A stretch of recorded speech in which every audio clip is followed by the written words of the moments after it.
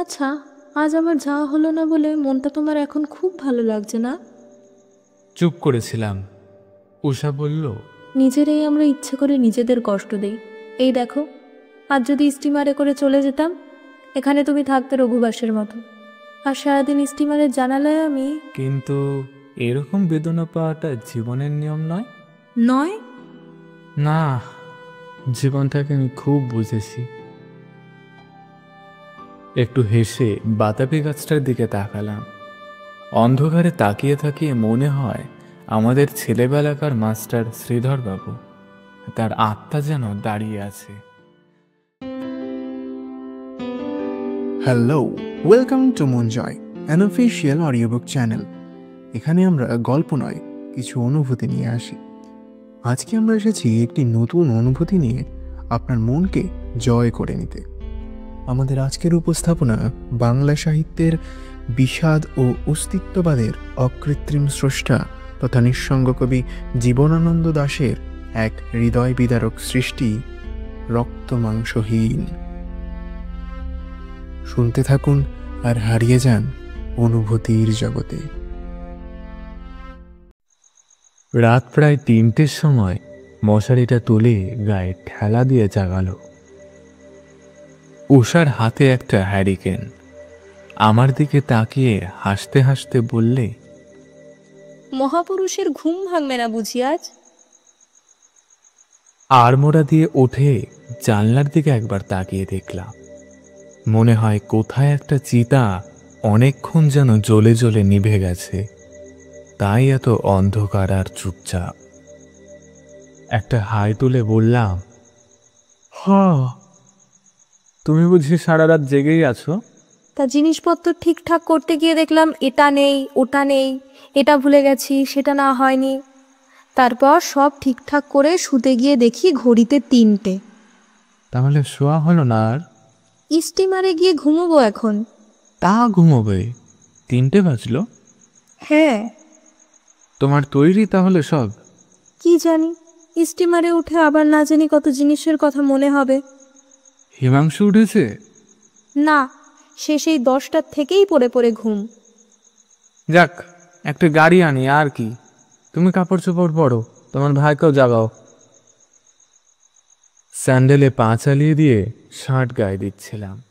Steamer কটার সময় ছাড়ে? 3:30-টের সময় তো ছাড়ার কথা। 10-15 মিনিট দেরিও করে ফেলে। তাহলে আর তো সময় নেই। হিমাংশু সব গুছানো হয়েছে? আমিই গুছলাম। ও হতভাগার কি কাণ্ডজ্ঞান আছে?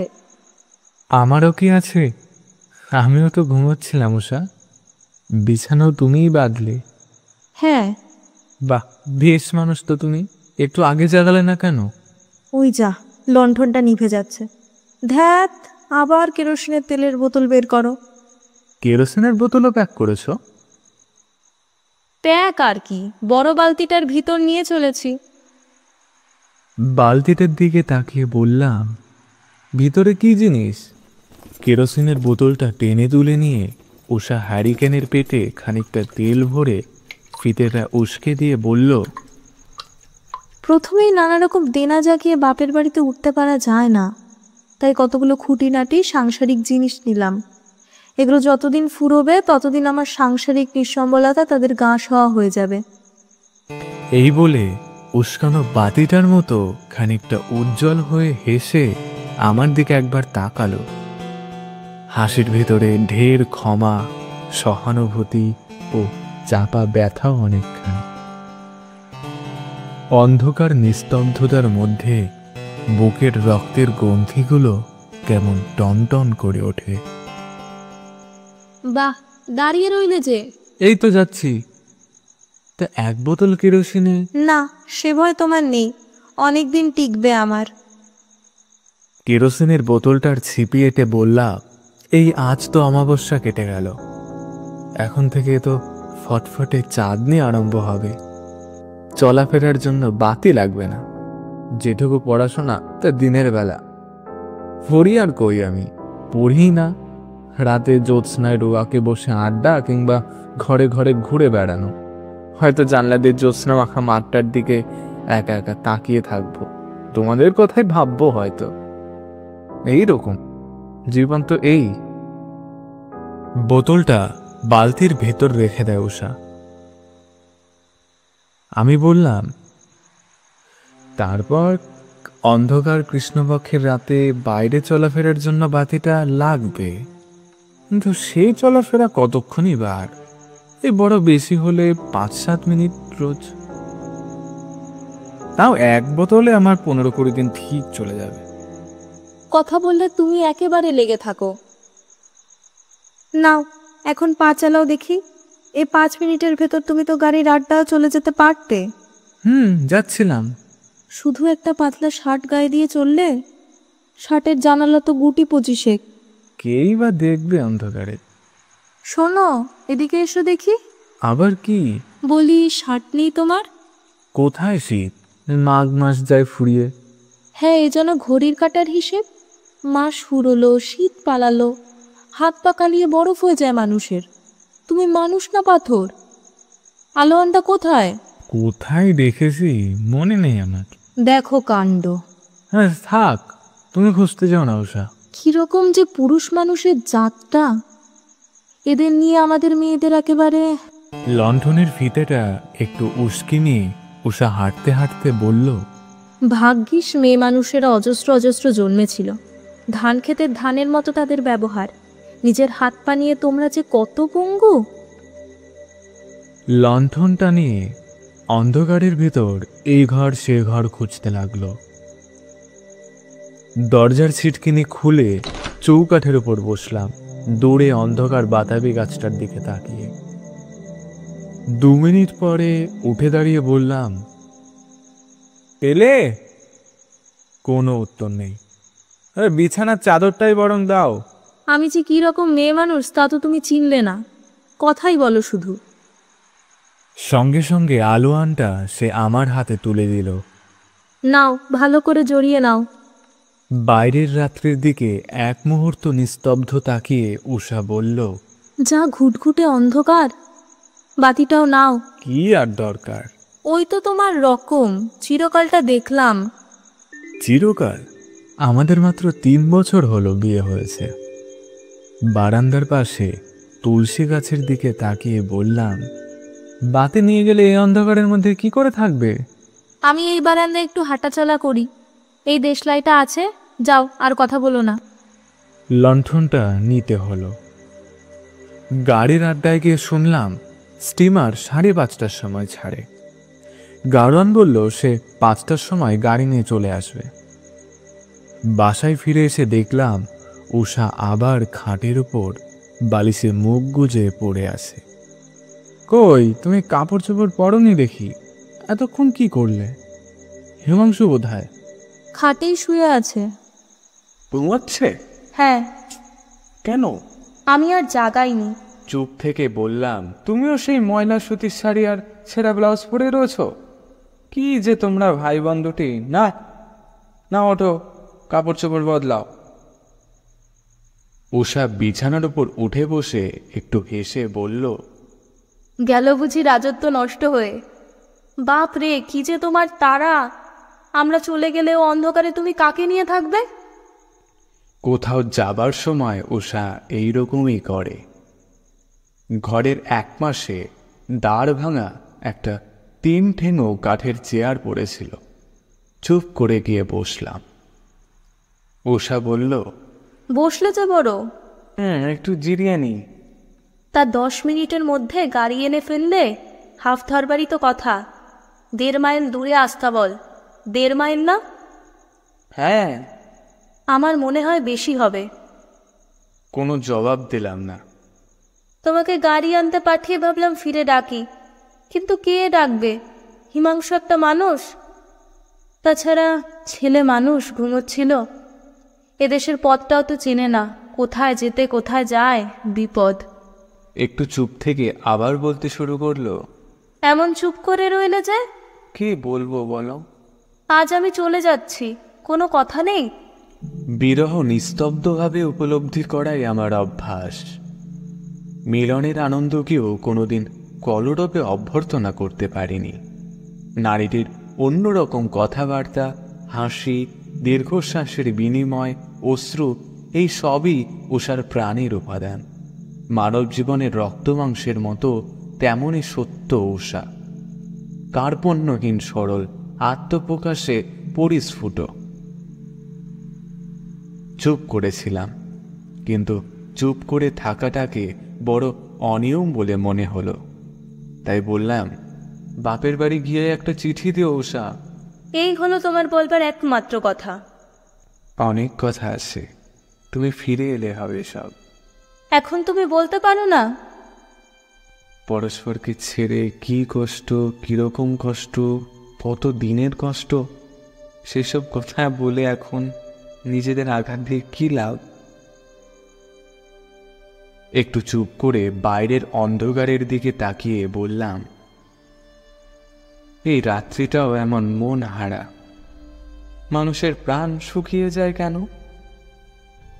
আবার একটু চুপ করে থেকে বললাম, তা এই রাত্রিরেও তো কত লোক ফুর্তি করছে। তা করে। কত জায়গায় তো হাসি, কথাবার্তা, আমোদ, তাই না? হ্যাঁ। একটু চুপ থেকে সে বলল, কিন্তু কেমন গুমোট যেন রাতটা। তোমার কিছু হয়ে গেছে নাকি? কি হবে? এ রাতটাকে খুব মনে থাকবে আমার। কিরকম? বাবা, এ যেন খেতে আসে একেবারে। একটু স্বস্তিতে যদি থাকতে দেয়। একটু শুয়েছিলাম, উঠে বসতে হলো। বসেছি তো এ ঘরে সে ঘরে পায়চারি করে বেড়াতে ইচ্ছে করে। কেন? কেমন যেন ছটফট করে। না, শান্তি নেই আর মানুষের জীবনে। উঠি। কিন্তু বসেই রইল উষা। তারপর বলল, তোমার গায়ের আলোয়ানটা খুলে ফেলো। কেন? গরম লাগে না তোমার? কোথাও একটু বাতাস নেই, গাছের পাতাও তো নড়ে না। আলোয়ান খুলে ফেললাম। হাত পাখাটা কই? হাত পাখা দিয়ে কি হবে? বাতাস করি একটু। এই ছটফট করে ঘুমের থেকে জাগলে, গাড়ি আনতে গেলে, এলে, ঘামিয়ে গেছো। না, ঘামাইনি। এসো বাতাস করি। বাতাস করলে আমার শীত করবে। কি যে বলো তুমি! এমন গুমট রাত তো আমি চোখেও দেখিনি কোনোদিন। শীত করে মানুষের? একটু একটু শীত আছে। করছে নাকি শীত? তাহলে আলোয়ানটা গায়ে দিয়ে বসো। আবার ঠান্ডা লেগে একটা কিছু না হয়। আমিও তো এখানে থাকবো না, বিপত্তি। নাও, আলোয়ানটা এঁটে সেটে গায়ে নিয়ে নাও। দিলাম। মানুষ যে শান্তিতে কোথাও স্থির হয়ে থাকবে তার জো নেই। বিধাতার কি দোষ? তিনি তো আমাদের সবই দিয়েছেন, কিন্তু আমরা ব্যবহার করতে জানি না। চুপ করেছিলাম। তাই মাথা খুঁড়ে মরি। কি হলো? তোমাকে মশায় কামড়াচ্ছে না? কই না তো। না, আবার দেখি হাত পাখাটা নিয়ে আসি। উষা উঠে দাঁড়ালো। এই পাখা আনতে যাচ্ছ নাকি? কোনো কথা না বলে চলে যাচ্ছিল। এই পাখা এমন মিছিমিছি খুঁজে কি লাভ? কেন? অন্ধকারের ভিতর এদিক সেদিকে ঘুরতে ঘুরতে উষা বলল, হারিয়ে গেছে বুঝি? কালও তো বাতাস দিয়ে তোমার মশারি ফেলে দিলাম। অন্ধকারে কোথায় যেন মুখ থুবড়ে পড়ে আছে। এ ঘরের পাখার জন্য এমন মায়া হয় আমার। জীবনের পুরনো পরিচিত জিনিসগুলোর দাম এক এক সময় এমন বেড়ে ওঠে। অন্ধকারের ভিতর খানিকটা চুপচাপ। তারপর পাখা হাতে বেরিয়ে এসে উষা বলল, নাও, তুমি নিজেই বাতাস করে মশা তাড়াও। আমার আর সময় নেই। না, সময় তো হয়েই এসেছে। গাড়িটা এসেছে বুঝি? হ্যাঁ।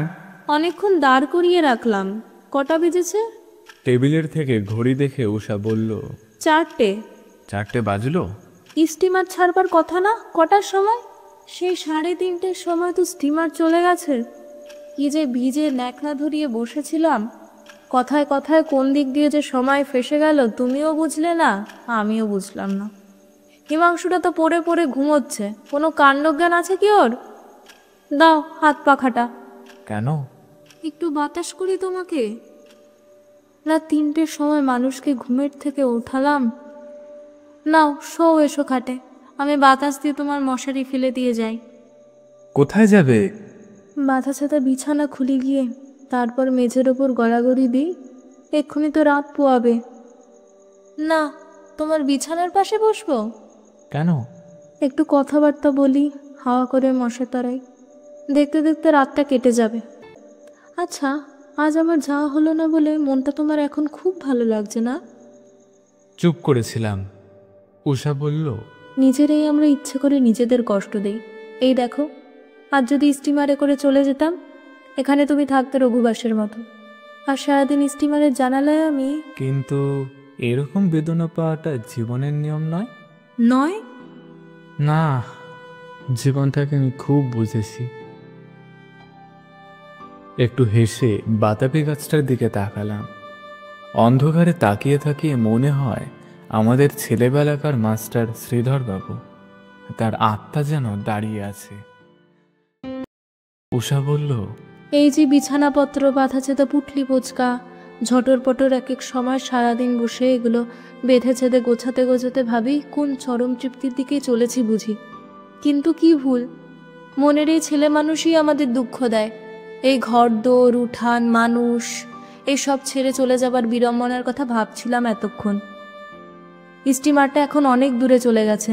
কি রক্ষা! চা খাবে? কে, আমি? হ্যাঁ, এইখানেই স্পিরিট স্টোভে জ্বালিয়ে করি। স্টোভটা তো তুমি প্যাক করেছো।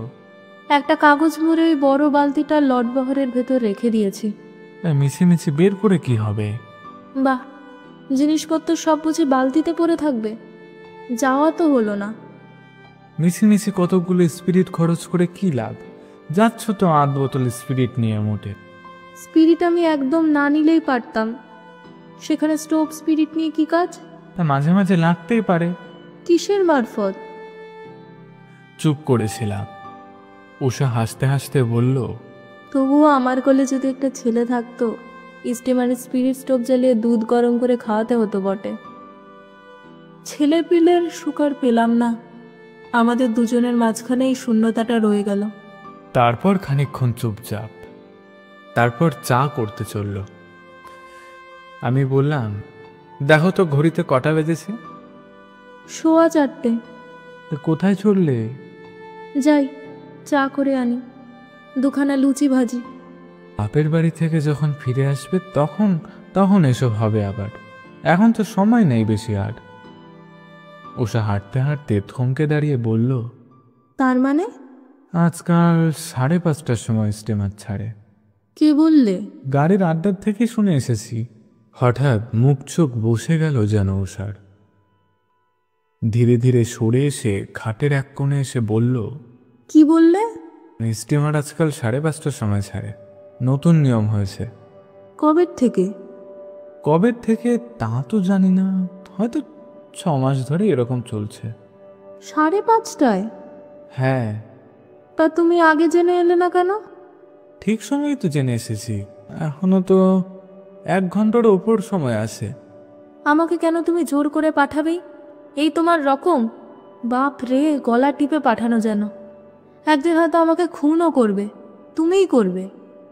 লণ্ঠনটা টেবিলের ওপর ছিল, আলো দেখে বোধহয় একটা ঝিঝি উড়ে এলো। কি গো, চুপ করে আছো যে? খানিকক্ষণ ঘাড় হেট করে থেকে বলল, আমার নিজের জীবনের ওপর অধিকার আমার নিজের নেই? হ্যাঁ, তা তো আছেই। তাহলে মিছিমিছি নিজেকে আমি দুঃখ দিতে যাই কেন? এই তো স্টিমার ছেড়ে গেছে ভেবে কত ভালো লাগছিল। আবার তুমি বলছো স্টিমার ছাড়েনি, শুনে অবধি মন খারাপ হয়ে গেছে। কিন্তু অপরাধ তো স্টিমারের নয়, দেখবারও নয়, তোমারও নয়। দ্বিধা, অপরাধ, বেদনা সবই তো আমার মনের। এ বাড়ি ছেড়ে যেতে যদি আমার না ভালো লাগে, না গেলেই পারি। ভেবে দেখো। কি ভেবে দেখবো? কি করবে না করবে বুঝে দেখো। কেন, আমি কি শুধু বুঝে দেখবো? তুমি আমাকে কোনো সাহায্য করতে পারবে না? তোমার যদি যেতে ইচ্ছা করে তাহলে তোমাকে স্টেশনে নিয়ে যেতে পারি। যেতে যদি না ভালো লাগে? তাহলে থাক। বলছো তো, কিন্তু ঘুমিয়ে ঘুমিয়ে লগি গুতোনোর মতো বলছো। আমার খাওয়া না খাওয়া, থাকা না থাকা যেন আমার জীবনে তেমন একটা বিশেষ কিছু জিনিস নয়। দুটি মানুষের সম্বন্ধ যখন এই রকম হয়ে দাঁড়ায়। সম্বন্ধ ঠিকই আছে, কোথাও খামতি নেই। তোমার আন্তরিকতা ঢের কম। চলে যেতে যখন তোমার কষ্ট হচ্ছে, আমি তোমাকে থাকতেই বলি। এ যেন ভিজে দেশলায় আগুন জ্বালাবার চেষ্টা। মানুষের হৃদয়ের ঐকান্তিক প্রেরণা অন্যরকম। নাও, আমি স্টেশন যাব না। নাও, তাতে কি হবে? তুমিও যদি বা যাও, তোমাকে আটকে রাখবো? তুমি চাও যে আমি চলেই যাই? চুপ করে রইলাম। উঠে উষা বলল, এই অভিনয়ও পরাস্ত হবে। প্রাণহীন অভিনয় তো শুধু। সত্যিকারের আন্তরিকতা কোথায়? তুমি চাও যে আমি চলেই যাই। যাই। কোথায় চললে? কাপড় চোপড় বদলায় গিয়ে। সময় তো আর বেশি নেই, 1 ঘন্টাও আছে কিনা সন্দেহ। তাহলে যাওয়াই ঠিক করলে? যাই, ঘুরে আসি গিয়ে একবার। বাপের বাড়ি তো অনেক দিন যাওয়া হয় না। দাদাও অত করে লিখেছেন। তুমি কি বলো? যাও যাও, বেরিয়ে এসো। কতদিন সেখানে থাকবে? একবার গিয়ে পড়লে শিগগির ফিরতে পারা যাবে না আর। হ্যাঁ, যাও, কিছুদিন গিয়ে থেকো। অনেকদিন তো বাপের বাড়ি যাওনি। তাই বুঝি তোমার চক্ষুশূল হয়েছি? ওরা তোমাকে দেখতে চান কিনা তোমাকে। আর আমি অদৃশ্য হলে তুমি হাফ ছেড়ে বাঁচো। আজকের দিনটা তুমি থেকে যাও, কাল যেও, না হয় পরশু, অথবা 5-7 দিন পরে। না, উঠি। হিমাংশুটাকে গিয়ে জাগাই। 8 ঘন্টা বাদে স্টিমার ছাড়বে। এখনো মরার মতো ঘুম। কি যে হাড় হাবাতে ছেলে। কিন্তু হিমাংশুকে জাগালো না। অন্ধকারের ভিতর এঘর সেঘর পায়চারি করল। বারান্দায় গেল, সমস্ত উঠোনটা ঘুরে এসে তারপর খাটের ওপর এসে বসে বলল, মানুষেরও কোনো দোষ নেই, দোষ তার এই আখ খুঁটে মনের। যতদিন এই মনটা বুকের ভেতর আছে ততদিন তৃপ্তি নেই। কি হলো আবার? সেই যে বেলা দুপুর থেকে রাত 3টে অবধি এত উৎসাহে জিনিসপত্র সব গোছালাম, সেই রকম উৎসাহ আগ্রহ নিয়েই তো যাওয়া উচিত। মরতে তো যাচ্ছি না, নির্বাসনেও না। খুব ভালো জায়গায় যাচ্ছি, কিন্তু তবুও ঘড়িটার দিকে তাকাতে ভয়, ঘোড়ার গাড়ি কখন আসবে ভয়, স্টিমারকে ভয়, অন্ধকার রাত্রিটাকে। একই রকম। কোথায় গিয়েছিলে? উঠোনে ঘুরছিলাম। এই স্টিমারে উঠলেই ভালো লাগবে। এই তোমার সান্ত্বনা। আর কোনো রকম আশ্বাস দিতে পারো না তুমি। চুপ করে রইলাম। তবুও যদি থাকতে বলতে। নিস্তব্ধ হয়ে রইলাম। আমি নিজে ইচ্ছে করেও থাকতে পারি। অন্ধ মাঝি তো নই, মানুষ। যাই, বাক্স বিছানা খুলি গিয়ে। কিন্তু শুলো না, ঘুমোলো না। ঘাড় হেট করে ফুপিয়ে ফুপিয়ে কাঁদতে লাগলো। মা নেই, বাবা নেই, বিচারের জন্য মন যেন কেমন করে। কিন্তু তবুও কিছু বলতে পারি না তাকে। কাঁদতে কাঁদতে সে উঠে দাঁড়ায়, চোখ মোছে, দরজার কাছে গিয়ে আবার কান্না শুরু করে। হিক্কা তুলতে তুলতে কাপড় চোপড় পরে সাজগোজ করে। সেফটি পিন আটে খোলা টেপে। হিমাংশুকে জাগায়, গাড়ি আসে। কাঁদতে কাঁদতে উষা গিয়ে ওঠে, আমরাও উঠি। ধুমধারাক্কার মধ্যে স্টিমারে গিয়ে প্রবেশ করি। ফিমেল 3rd ক্লাস কেবিনে ভিড়ের মধ্যে উষার জন্য একটা জায়গা বেছে নিই। স্টিমারের ভিতর চারিদিকে জীবনের কঠিন কলরব দেখে হৃদয়ের ভিতর আশা ও স্বপ্ন শুকিয়ে যায়। সময় হয়ে আসে। উষার সঙ্গে শেষ কথা বলতে গিয়ে সবচেয়ে অপ্রয়োজনীয় বিশুদ্ধ 2-4 কথা মুখে আসে। আর কিছু খুঁজে পাই না, বিদায় নিই। সমস্তই ছায়াবাজির মতো একটার পর একটা তাদের নিজেদের অধিকারই শেষ হয়ে যায়। আমরা যে রয়েছি একবার গ্রাহ্য ভরে দেখতেও যায় না। দিনের পর দিন কেটে যায়। মনে হয় যেন মানুষের জীবন রক্তমাংসহীন পুতুলের মতো। হাত পা, বুদ্ধি, বিচার, কল্পনা আমাদের রয়েছে, কিন্তু এই জিনিসগুলোকে নিজেদের ইচ্ছা মতো ব্যবহার করতে পারা যায় না। কোনো এক অজ্ঞাত হাত এসে আমাদের বাধা দেয়। তা দিক, কিন্তু উষা যেন ফিরে আসে। সে যদি কোনোদিনও না ফিরে আসে আর, তাহলেও তা অস্বাভাবিক হবে না। অজ্ঞাত অন্ধকারে হাত তার নিজের নিয়মে চলে। উষা ফিরে এলো না আর। দিন 10 পরে উষার মৃত্যুর খবর পেলাম। মানুষের মরণ অবশ্যই অস্বাভাবিক কিছু নয়, কিন্তু যতদিন উষা বেঁচে ছিল তাকে নিয়ে বেঁচেছিলাম। জীবনটাকে আরো ঢের স্পষ্ট করে সুন্দরভাবে চালাতে পারতাম। সন্ধ্যার সময় কলেরা হয়েছে, শেষ রাতে মারা গেছে। কলেরা এরকম প্রায়ই হয়ে থাকে।